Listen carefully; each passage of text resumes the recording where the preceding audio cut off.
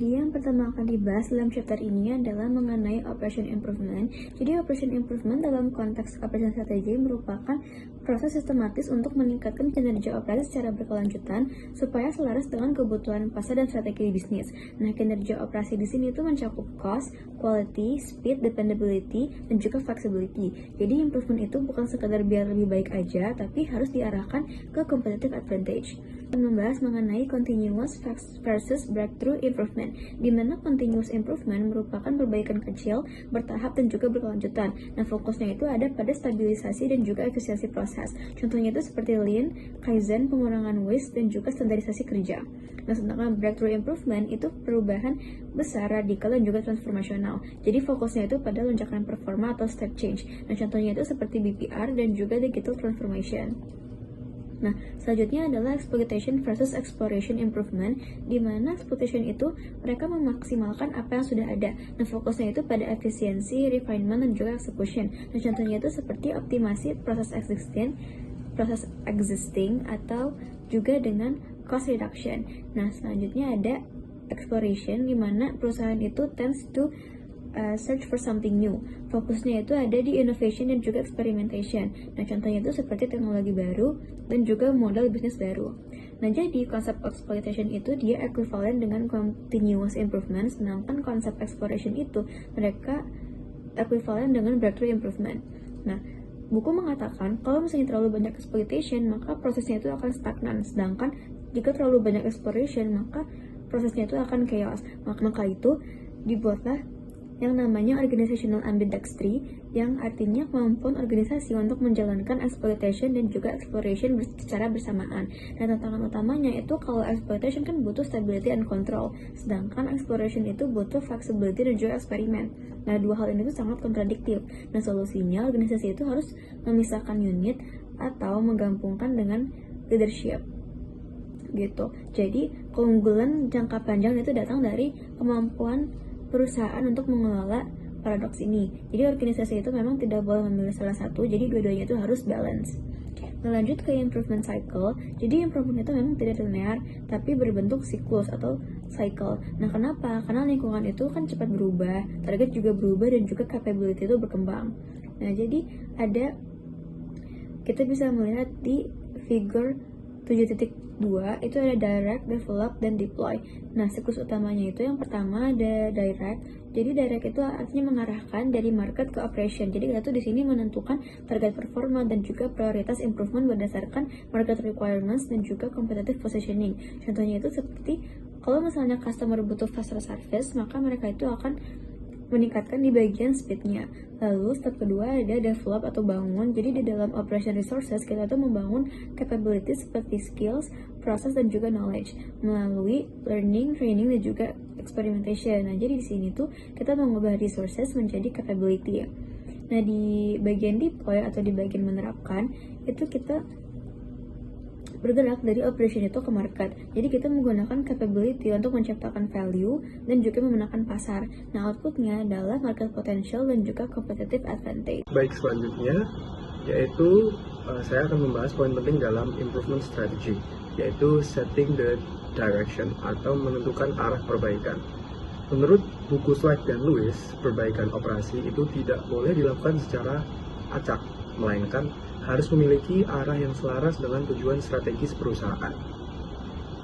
Dalam menentukan arah, kita itu harus memahami bahwa perbaikan itu bertujuan untuk mempersempit celah atau gap antara kinerja operasi saat ini dengan apa yang dibutuhkan oleh pasar. Ada dua pertanyaan besar dalam menentukan arah ini. Yang pertama, kemana kita harus memfokuskan upaya perbaikan, dan kedua, seberapa jauh kita harus melakukan perbaikan tersebut. Penentuan arah ini sangat bergantung pada tujuan kinerja atau performance objectives yang sudah kita pelajari sebelumnya seperti kualitas, kecepatan, keandalan, fleksibilitas, dan biaya. Jika pasar itu menuntut harga yang lebih kompetitif, maka arah perbaikan operasi kita harus difokuskan pada efisiensi biaya. Tanpa arah yang jelas, perbaikan hanya akan menjadi pemborosan sumber daya tanpa dampak strategis. Selanjutnya masuk ke bagian Importance Performance Mapping. Jadi tujuan dari Importance Performance Mapping ini adalah metode untuk membantu kita menentukan prioritas perbaikan dengan cara menggabungkan dua sudut pandang sekaligus. Yang pertama, kepentingan dari sisi pelanggan, seberapa penting suatu faktor bagi mereka, dan yang kedua, kinerja dari sisi operasi, seberapa baik kita dibandingkan pesaing. Namun harus diingat bahwa sesuatu yang penting belum tentu harus segera diperbaiki jika kita sudah lebih unggul daripada pesaing. Dan sesuatu yang kinerjanya buruk belum tentu prioritas jika pelanggan tidak terlalu peduli. Matriks ini dibagi dua dimensi, ada sumbu vertikalnya di kinerja yaitu dari buruk di bawah hingga naik ke atas. Lalu ada sumbu horizontal kepentingan dari rendah hingga ke tinggi. Dan matriks ini dibagi dari beberapa garis batas, ada garis AB yaitu batas bawah kinerja yang masih bisa diterima, garis EF yaitu batas antara kinerja cukup baik dan terlalu baik, dan garis CD adalah pemisah antara perbaikan biasa dan perbaikan darurat. Selanjutnya masuk ke zona yang pertama adalah zona appropriate atau zona yang sesuai. Jadi ini adalah area di mana kinerja kita sudah berada di atas batas penerimaan dan sebanding dengan tingkat kepentingannya. Nah, apa yang harus dilakukan di tahap ini adalah mempertahankan. Dalam jangka pendek hingga menengah tidak perlu ada perubahan yang besar, namun dalam jangka panjang harus berusaha naik ke batas atas zona ini. Zona yang kedua adalah improve atau zona yang perlu diperbaiki. Jadi faktor-faktor di zona ini berada di bawah batas penerimaan tetapi belum darurat. Dan tindakan yang perlu dilakukan adalah perbaikan tetapi bukan menjadi prioritas yang utama.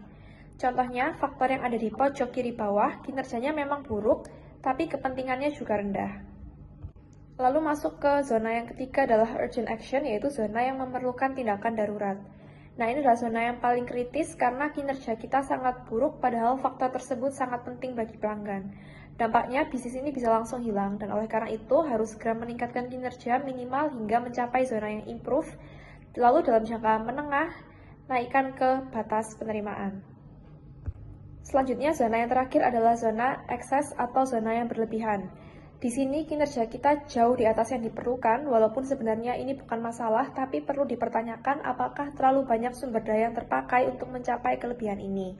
Dan oleh karena itu diperlukan evaluasi, bisa jadi sebagian sumber daya ini bisa dialihkan ke zona yang urgent action yang lebih membutuhkan. Tapi perlu diingat juga bahwa metode ini bisa disesuaikan, misalnya kepentingan ini tidak harus selalu dari sudut pandang pelanggan saat ini.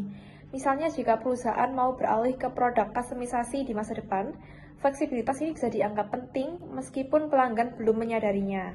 Dan juga kinerja ini tidak harus selalu dibandingkan dengan pesaing yang langsung. Perusahaan bisa membandingkan dengan sektor yang sejenis atau dengan ekspektasi pelanggan.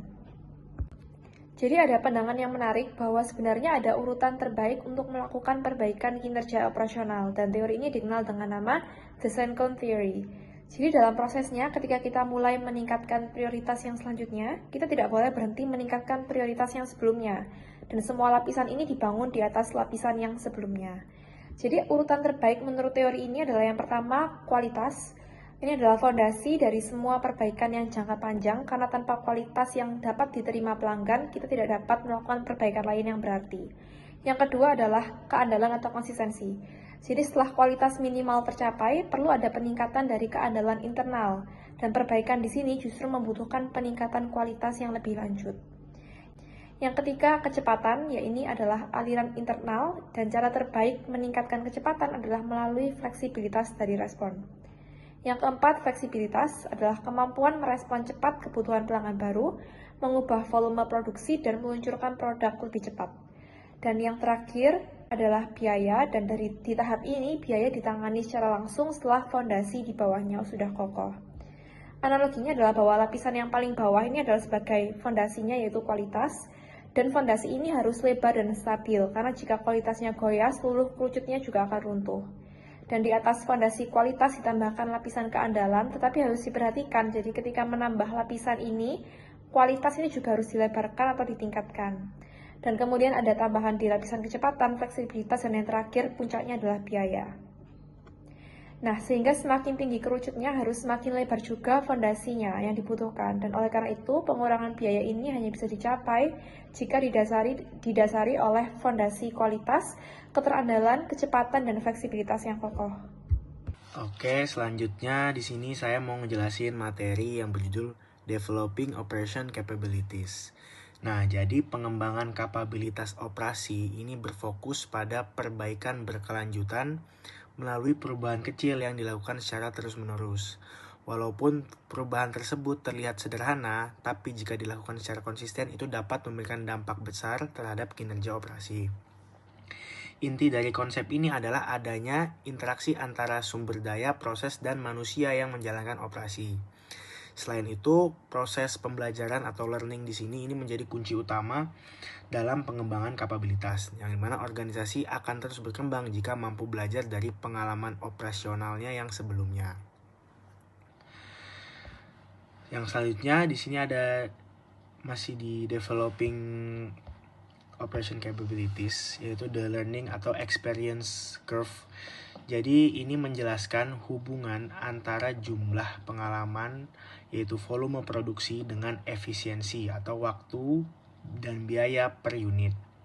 Konsep utamanya di sini, semakin sering suatu pekerjaan dilakukan, maka waktu dan biaya yang dibutuhkan akan semakin menurun. Dan setiap kali volume produksi meningkat 2 kali lipat, maka biaya atau waktu akan turun dengan persentase tertentu. Nah, di sini ada contoh di figur 7.9 menunjukkan jadi di sumbu X jumlah voucher yang diproses atau pengalaman yang meningkat, dan sumbu Y-nya di sini biaya per unit. Yang dimana di figur ini garisnya itu menurun, yang artinya semakin banyak pengalaman maka biayanya semakin rendah. Nah, meskipun experience curve ini bermanfaat, terdapat beberapa keterbatasan jika dijadikan satu-satunya dasar strategi.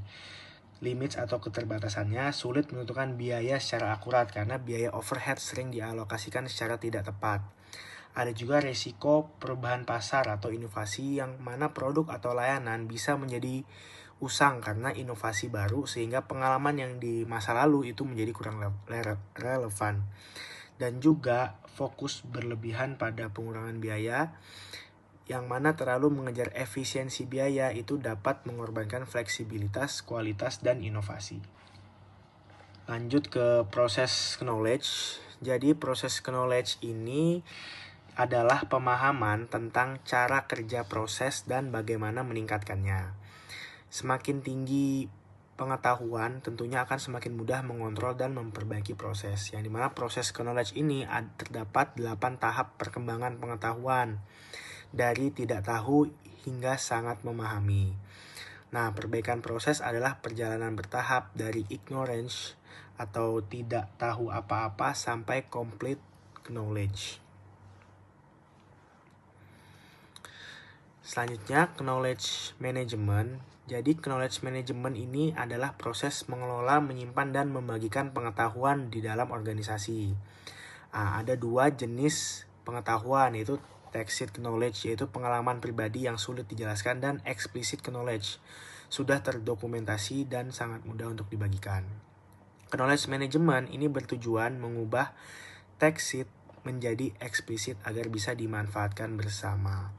Fungsinya untuk collecting atau mengumpulkan pengetahuan-pengetahuan yang ada, dan connecting, menghubungkan orang antar orang dengan pengetahuan. Secara fundamental, communities of practice adalah wadah di mana sekelompok individu berinteraksi secara berkelanjutan untuk berbagi praktik terbaik, mengeksplorasi solusi, dan mengakumulasi pelajaran yang dipetik. COP berperan krusial dalam memfasilitasi pembelajaran sosial, mendorong implementasi strategi, serta menjembatani masalah dengan solusi nyata di lapangan. Proses transformasi pengetahuan di dalam entitas ini dijelaskan secara komprehensif melalui model Nonaka dan Takeuchi. Model ini menyoroti bahwa penciptaan pengetahuan adalah proses spiral yang berkelanjutan antara pengetahuan tacit atau pengalaman tak tertulis dan eksplisit atau dokumentasi formal. Siklus ini mencakup 4 kuadran. Yang pertama, socialization atau berbagi pengalaman tacit, dan externalization, mengubah tacit menjadi eksplisit. Kemudian combination, mensintesis pengetahuan eksplisit. Dan yang terakhir, internalization, atau mengaplikasikan pengetahuan eksplisit menjadi tacit baru melalui praktik. Baik, selanjutnya saya akan membahas tentang bagaimana operation kapabilitas diterapkan kepada pasar serta hubungan dengan strategi operasi dalam perusahaan.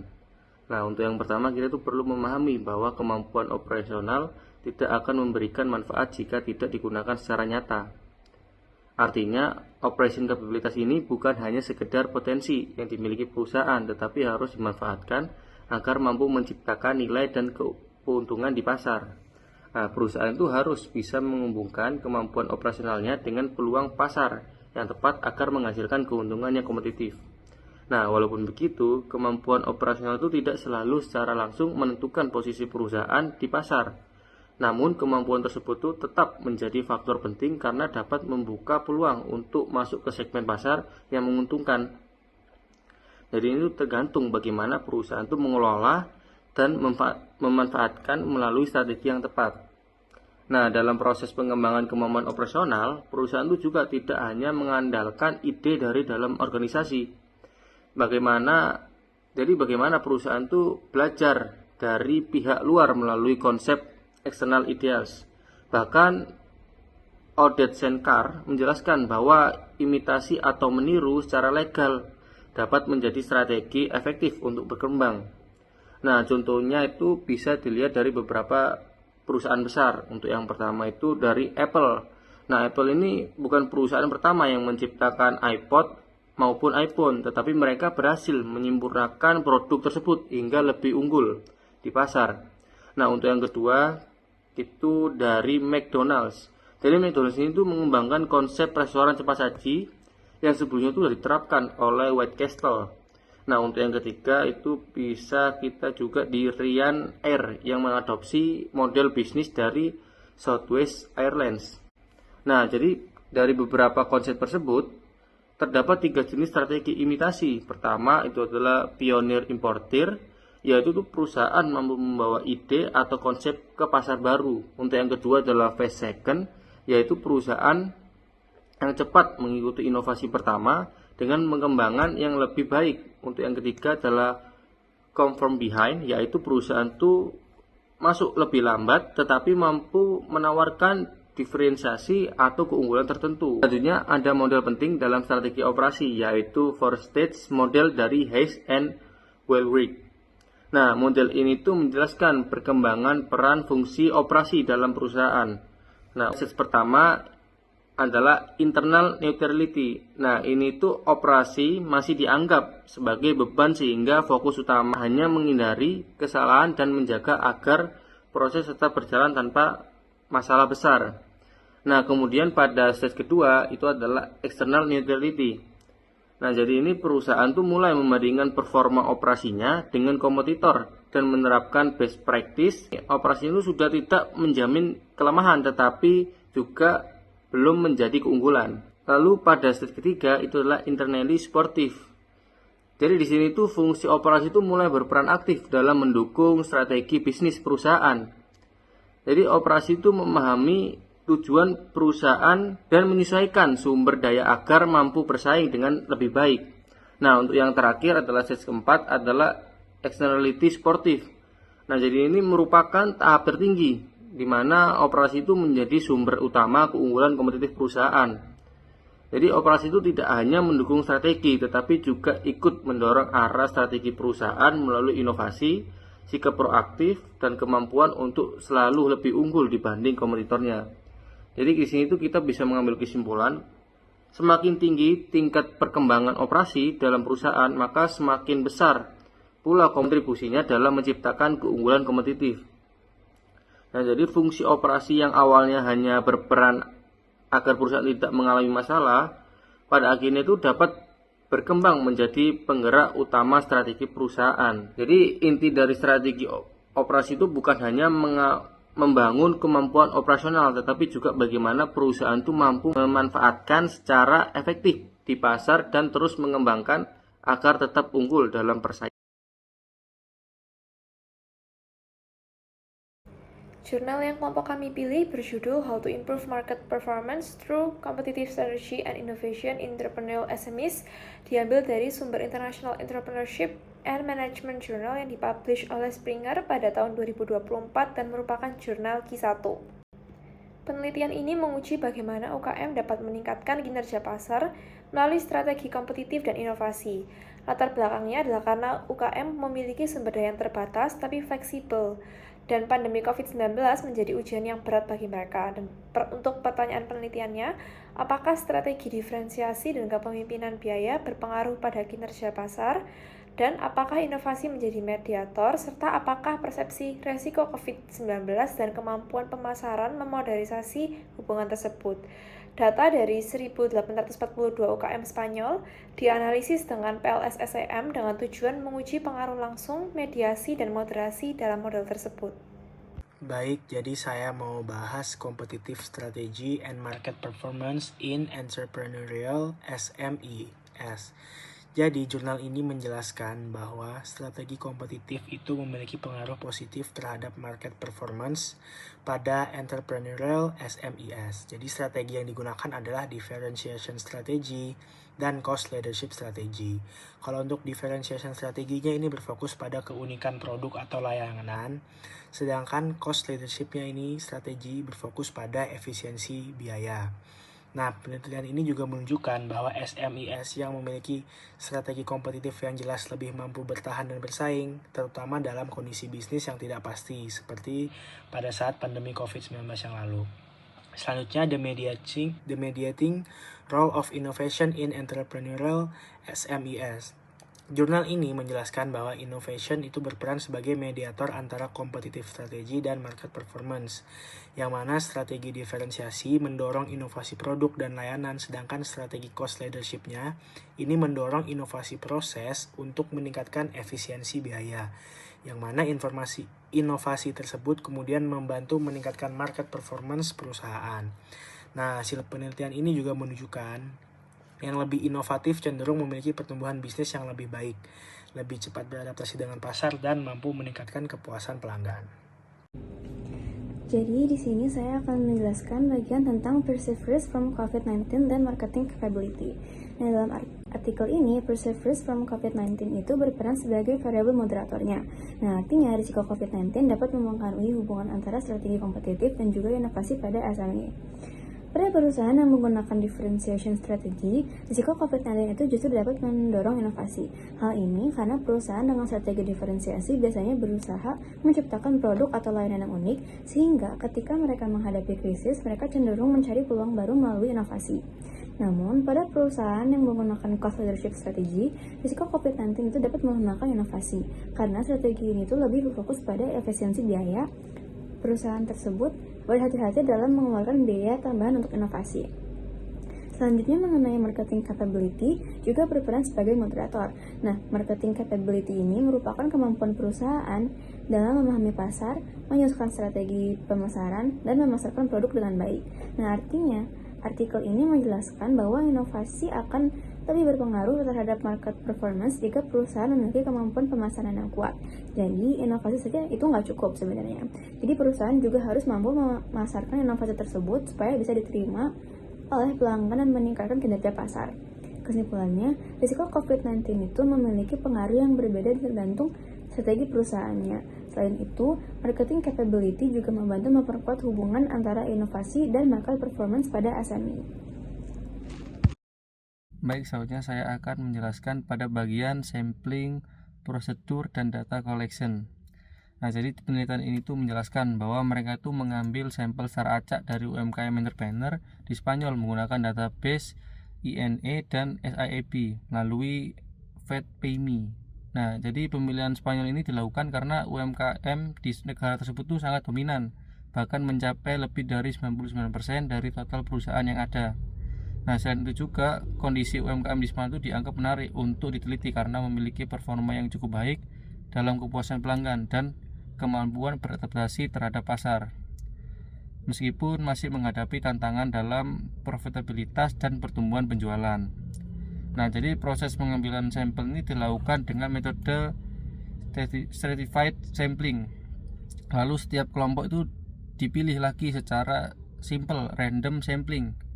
Dari total 2000 kuesioner yang disebarkan, sebanyak 1842 survei lengkap berhasil digunakan untuk analisis. Nah, mayoritas responden ini berasal dari sektor jasa dan industri. Dengan sebagian besar perusahaan memiliki kurang dari 50 karyawan. Nah, jadi penelitian ini tuh juga menjaga kualitas data dengan meminimalkan bias melalui pengujian statistik sehingga hasil yang diperoleh itu dianggap cukup valid dan dapat dipercaya. Membahas mengenai variabel, dalam studi ini para peneliti menggunakan 4 jenis variabel utama yang saling berhubungan. Yang pertama ada variabel independen, yaitu competitive strategy atau strategi kompetitif, baik itu keunggulan biaya maupun diferensiasi. Yang kedua ada variabel dependent, yaitu market performance atau kinerja pasar perusahaan. Yang ketiga ada variabel mediasi. Di jurnal ini menempatkan innovation sebagai jembatan, yang berarti strategi itu tidak langsung meningkatkan kinerja, tapi harus melalui inovasi terlebih dahulu. Yang keempat ada variabel moderasi. Nah, uniknya jurnal ini memasukkan perceived risk of COVID-19 sebagai faktor yang bisa memperkuat atau memperlemah hubungan tersebut. Selanjutnya, bagaimana variabel-variabel abstrak tersebut diukur? Disinilah peran measurement instrument atau instrumen pengukuran. Peneliti menggunakan kuesioner dengan skala Likert 7 poin, yaitu dari sangat tidak setuju hingga sangat setuju. Setiap variabel itu diukur menggunakan beberapa indikator. Misalnya, variabel innovation itu diukur melalui inovasi produk, proses, dan organisasi. Lalu kedua ada variabel market performance, itu diukur melalui pertumbuhan penjualan, pangsa pasar, dan profitabilitas. Agar instrumen ini valid, jurnal ini melakukan uji statistik yang ketat menggunakan PLS-SEM. Mereka memastikan nilai Cronbach Alpha dan Composite Reliability di atas 0.70, serta Average Variance Extracted atau AVE di atas 0.5. Ini membuktikan bahwa alat ukur yang digunakan memang handal untuk mengukur apa yang seharusnya diukur. Jadi, bisa saya simpulkan, jurnal ini tuh menunjukkan bahwa dalam strategi operasi, pemilihan variabel yang tepat dan instrumen pengukuran yang valid sangat menentukan keberhasilan sebuah riset. Tanpa variabel yang jelas, kita tidak tahu apa yang harus diperbaiki, dan tanpa instrumen yang valid, data yang kita peroleh bisa menyesatkan. Baik, selanjutnya penelitian ini menganalisis data dari 1842 UKM kewirausahaan di Spanyol menggunakan metode Partial Least Squares Structural Equation Modeling atau PLS-SEM. Analisis ini dilakukan untuk menguji hubungan antara strategi kompetitif, inovasi, dan kinerja pasar. Pengujian model pengukuran menunjukkan tingkat reliabilitas dan validitas yang memuaskan, dengan nilai average variance extracted di atas 0,50 dan indeks HTMT di bawah 0,85. Hasil struktural mengonfirmasi bahwa baik strategi diferensiasi maupun strategi kepemimpinan biaya pengaruh positif dan langsung terhadap kinerja pasar. Inovasi terbukti berperan sebagai mediator signifikan dalam hubungan tersebut. Namun ditemukan efek moderasi heterogen dari resiko COVID-19, persepsi resiko memperkuat pengaruh strategi diferensiasi terhadap inovasi, namun justru memperlemah pengaruh strategi kepemimpinan biaya terhadap inovasi. Terakhir, kemampuan pemasaran terbukti memperkuat hubungan antara inovasi dan kinerja pasar secara signifikan. Secara keseluruhan, model ini menjelaskan 37,8% variance dari kinerja pasar UKM, menegaskan pentingnya sinergi antara strategi, inovasi, dan kapabilitas pemasaran dalam menghadapi krisis. Hasil penelitiannya yang pertama, strategi diferensiasi dan kepemimpinan biaya berpengaruh positif langsung terhadap kinerja pasar. Yang kedua, inovasi memediasi hubungan tersebut, artinya strategi kompetitif mendorong inovasi, lalu inovasi mendorong kinerja pasar. Yang ketiga, persepsi resiko COVID-19 memodernisasi secara berbeda. Pada strategi diferensiasi, resikonya memperkuat inovasi, sedangkan pada strategi kepemimpinan biaya, resiko ini melemahkan inovasi. Dan yang keempat, kemampuan pemasaran memperkuat hubungan antara inovasi dan kinerja pasar, sehingga semua hipotesisnya didukung. Kesimpulan dari jurnal ini adalah strategi kompetitif dan inovasi adalah kunci kinerja pasar UKM. Persepsi resiko krisis ini bersifat dua sisi, yaitu menguntungkan bagi strategi diferensiasi, tapi merugikan bagi strategi biaya. Dan kemampuan pemasaran diperlukan agar inovasi berdampak nyata. Untuk implikasi praktisnya, itu pengusaha UKM harus punya strategi yang jelas, tetap berinovasi di masa krisis, dan meningkatkan kemampuan pemasaran. Untuk keterbatasannya, jurnal ini hanya diambil dari sampel di Spanyol, dan data berbasis persepsi diri, sehingga penelitian lanjutan perlu dilakukan di wilayah lain dengan variabel resiko yang berbeda.